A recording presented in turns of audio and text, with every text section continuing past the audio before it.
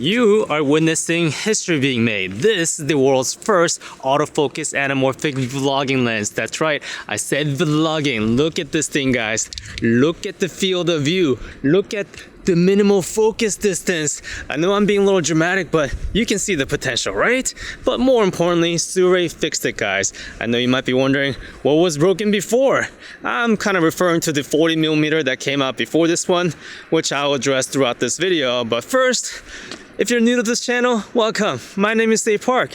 I am trying to walk around trying to find a good nighttime photography location, and I think I found one.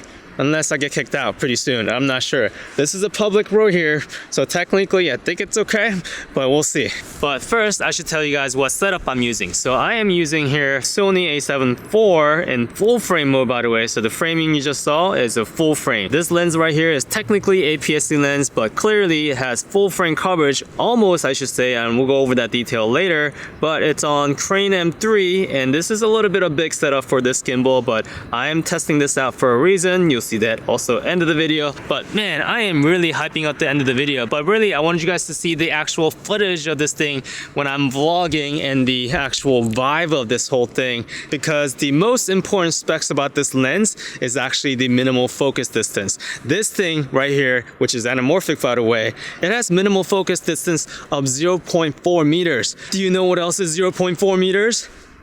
My arm. Yeah, this thing probably a little bit longer than 0.4 meters. Little T-Rex arm over here, but this is about 1.3 feet, which is perfect right here. I think I can even get a little bit closer. Can you see that? Yeah, am I in focus? So I wanted to make sure I covered that before I go inside and really geek out about this lens. So let's go. So just letting you know, that lens right there you're seeing, this is the 40mm Sirui anamorphic autofocus lens. So you get a little sample of that. And as a disclaimer, Sirui did send this 20mm lens to me. However, this is not a sponsor video. They're not paying me anything. So I can say the pros, but also the cons as in limitation you should be aware of. And as I mentioned before, this is a Sony E-mount lens. This is an APS-C formatted Sony E-mount lens. However, it does come in all these mounts, but a lot of the characteristics I'm about to share with you, it's pretty much the same. Now, I ain't gonna fly through a lot of these details, but if you want to know how I got those test results or why I'm doing that such test, you can definitely check out some of my older anamorphic lens review or the one that's actually being edited right now. So I'm doing a full review video on this Apex 50mm versus the Sirui's 40mm. So it should be right here when it's done, but I'll talk about a lot more details on how I got those test results. So let's start with some of the pros of this lens, starting with some of the physical pros. This lens right here, guys, it is tiny. So the 40mm, it was pretty light. I was really impressed by it, but this thing right here is under 500 grams, guys. So I have to make my case. Under 500 gram is really good for vlogging. And I have to say this, guys, a lot of the traditional cinematographers will kind of knock that subject, saying like, oh man, that is just weird. You know, same thing with AI, same thing with vertical formats, but can we just get on the same page here, guys? The creativity has no bounds. I am here to test out new things in different manner. So let me do that part at least to show you guys there are possibilities. And let's keep in mind we're reviewing budget anamorphic lenses. So shall we continue? So this Sirui 20mm anamorphic lens, it's got the same gear alignment as the 40mm. So the focus ring is focused by wire, so you wouldn't put a motor on here, but for the aperture ring, you could. Most importantly, what I care about the most is this A right here. So this A right here means that you can do auto on the aperture, meaning you can change that via camera, and that's important because if I use an app to control my camera, I can change the aperture via the app because of that A. And I'm not going to go over too many of the physical aspects of this lens because it's very similar to the 40mm lens. And one of the things I forgot to mention on my 40mm review video is that there is a custom button here. And this custom button, I know it says AFL, but you can customize this to any setting really from your Sony camera. So I have this set as the APS-C crop and full frame toggle. But I have to say, just like the 40mm, this is a very well-built aluminum constructed lens. So the next couple topics, it's what makes or breaks an anamorphic lens. It's actually anamorphic autofocus lens, I guess. And I'm talking from perspective of a solo content creator, solo filmmaker, where I don't have like 5 people working under me. So the first thing I usually check for when I get an anamorphic lens, I check to see if it has a constant stretch factor, meaning whether I focus close or far, the stretch factor doesn't change. Because during post, if you just apply one stretch factor and then stretch factor changes, your face is gonna look like you got punched by Omni-Man on one side and Alan the Alien on the other side. I know that's a pretty far-fetched joke, but You get the idea. And I'm happy to tell you this lens right here has constant stretch factor, whether you focus close, medium, or far, is consistent. So now that you know your face is not gonna look like it got squished, but you also have to apply the proper ratio, right? So you might be wondering, okay, it says 1.33x, and that is the category of the squeeze, but as you guys saw in my older videos, you know that's not always the truth. So how is this lens? And I'm also happy to tell you it is exactly 1.333, and that is significant because on Premiere Pro, remember, if you do modify and go to interpret footage, you can also change the aspect ratio right there, 1.333. It's all built in, which means during post, this lens is super easy to use. You don't have to apply any preset, although maybe you do. We'll talk about that a little bit later. But let's get to the good stuff and talk about, is autofocus any good on this lens? I mean, that is the whole point of this lens, right? So the 40mm and actually this 50mm also, it has some issues with autofocus. Now, don't think these lenses are bad. You really have to watch that video to kind of conclude on that. But I have some issues. For example, if I see a little square on my face or my eye on my Sony camera, I know it's in focus, usually. But sometimes on the 40mm, it would miss. But I have to tell you, this 20mm, it is so much better when it comes to video focus tracking. Even wide open, I had no problem actually focusing on my face. When there was a square on my face or my eye, it was always on focus. The unpredictable autofocus performance has been fixed on this 20mm. And for the record, I did apply the latest firmware on my 40mm before I did that review. So this does make another case where this can be a good vlogging setup, because you don't have to have a giant monitor on top of your camera to see if you're actually in focus. You just gotta trust that little square and that tiny little Sony screen that everything is just in focus. So as usual, when I do third-party lenses like this, I like to do a photo burst test just to push the limit a little bit. So I did this test with the 50mm Apex and the Sony 40mm just running backwards. And I have to tell you, the 20mm performed much better than the 40mm or the 50mm.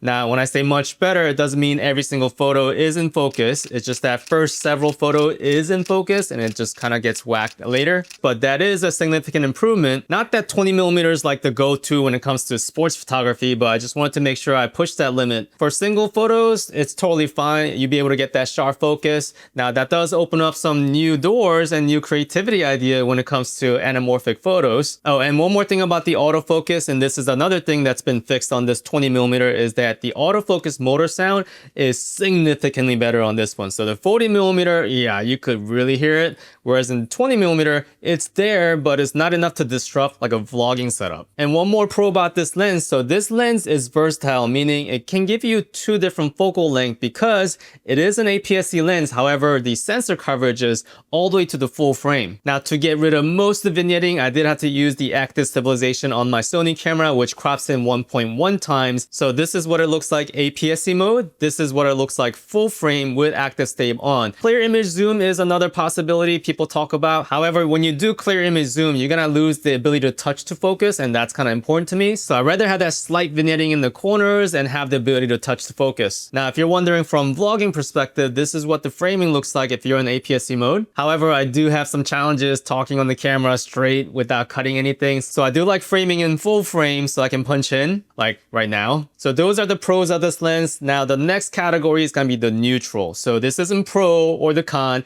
kind of in the middle because it is subjective. So the first neutral topic is going to be the anamorphic flare. In fact, this right here is the neutral flavor. They do make the blue flare version, but I do like the neutral one because it takes the color of the source light. But what's important to me when it comes to why anamorphic lens like this, I didn't want to see just one tiny little thin flare, right? So this 20mm doesn't do that. It does have a trailing flare. And what I like about this is that compared to the 40mm, they match in color and the style. And the example shot you just saw, I stood exactly the same distance from the subject, so you can tell how wide is the 20mm versus the 40mm. When it comes to actual budget anamorphic lens for wide angle like this is going to be much better than slapping on like a fake anamorphic filter. Now, I keep mentioning the word budget, so I feel like I should tell you how much the lens costs. So the lens is going to retail at $679. However, during the launch and throughout the year during the holidays, there's going to be sales. I'm going to go ahead and leave a link in the description below to compare different prices for you guys. So don't pay full price, but that is a fantastic price for what is a anamorphic lens that's autofocus. So the the next topic that's neutral or subjective is gonna be the sharpness of this lens. Now, this lens is very sharp in the center. However,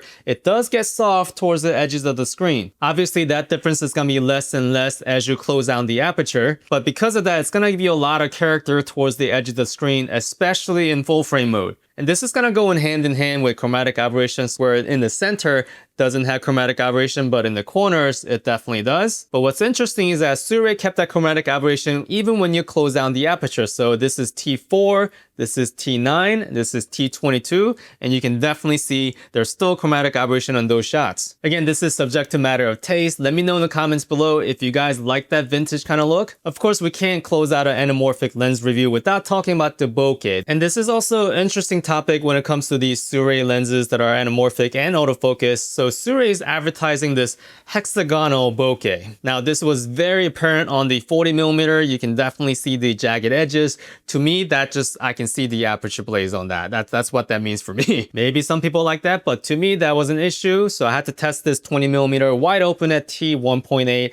And I'm happy to tell you the issue is fixed. Now, is it the perfect oval bokeh? No, but you definitely don't see jagged edges. All right, so let's get to the interesting part, the con, the limitation you should be aware of. Now, the first con is gonna be the focus breathing. So this was an issue with the 40mm. It does still exist on this 20mm. However, to me, focus breathing is the only issue if the autofocus is bad. Even some of Sony G Masters, they have focus breathing issues, but they autofocus fine. But if the autofocus is bad and when the focus hunts, that's when it becomes an issue. But you guys already know the autofocus performance on this is great, so it's not a huge issue. So the second con or the issue that I have with this lens is that it does have distortion, but in two different ways. So this also might be subjective, but when it comes to distortion, this lens has barrel distortion on the top and bottom, but also has pin cushion distortion on the edges. So when it comes to pin cushion distortion, I try to correct it on post. So maybe I'll make a preset on this lens. I just didn't get a time to do it on this video, but if I end up using this lens a lot, I'll definitely make one for you guys. So the next con, it really has to do with a lot of the photographers and how you grip this camera with this lens. So this lens has this awesome aperture gear, right? However, it is very close to the flange, meaning if you put your hand around the camera, this will rub against your knuckles, and I found out the hard way. So I know why Sirui did it. They were trying to make this lens as compact as possible. So maybe Sirui, when you make a full frame version of this lens, keep that in mind. There are gonna be some people who's gonna want to use these lenses for photography. All right, lastly, I wanna help you guys decide whether if you get this lens, you wanna get the 40mm or not. Because 20mm by itself, it's not as valuable as having one more focal length to kind of complement it. So if you're considering buying the 20mm and the 40mm, I definitely encourage you to watch my 40mm video, which I will work very hard to finish very soon. But what I can tell you right now is that colors do match. So sometimes when you have a different focal length, even though in the same series, the color will be cold in one and the warm in one. And because the anamorphic flare characteristics also match very well, I think they do make a pretty good pair. Now, my plan with these lenses is that I'm gonna use this to capture my family in a different perspective. I really wanna try this anamorphic vlogging thing because I never tried it. And that's something I like to do on this channel. I like to push the limits and try new things that's never done before. And that is create unique content, but also make some good memories. And speaking of making good memories, I told you that we're gonna have a giveaway on this video. Well, my son told you guys that on my last video. So I keep my words. So here's the giveaway. So this gimbal wasn't so random after all. So this is Crane M3 by Juin. That one's been used. I have another one. So I do have the box. And this one, this is new-ish. I used it for 10 minutes. I did test it out in the beginning of this video to make sure it works before giving it to you guys. So this is an international giveaway. There's gonna be a link in the description. You guys know how it works. So there's like several countries you can't enter. I think North Korea is one of them. So if you're from North Korea, I'm sorry. So the way this works, I'm gonna announce the winner on my, not next video, because that one's almost done and it's already been shot. So it's gonna be the next video. And you do wanna subscribe and hit that bell notification because you're gonna have 48 hours to respond back to me. So good luck anyone who's entering the giveaway. Thank you so much for watching. Till next time, stay 1.333 times squeezy.